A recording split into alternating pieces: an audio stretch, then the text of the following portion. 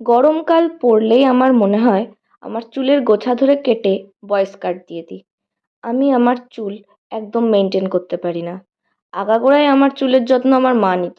যবে থেকে নিজে নেওয়া শুরু করেছি তবে থেকে টাকলু হয়ে গেছি। ভাবতেই অবাক লাগে এই ছেলেটার সাথে ৩টে মাস বিয়ে করে আমি কাটিয়ে ফেললাম। সেদিন বিয়ের ৩ মাস উদযাপন করতে দুজন বেরিয়েছিলাম। আর খেলাম কি দেখো, সেই চা। বললাম না ওটা আমার ন্যাশনাল খাবার? আগেও বলেছি। যে পরিমাণ গরম পড়েছে, রাস্তায় প্রায় প্রতিটা ৪ চাকার তলাতেই কোনো না কোনো রাস্তার কুকুর আশ্রয় নিয়েছে।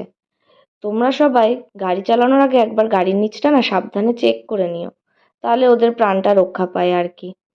তারপরে মলের থেকে বেরিয়ে দেখলাম পাপড়ি চাটের স্টল। আমি তো আর নিজেকে সামলাতে পারিনি পাপড়ি চাট দেখে।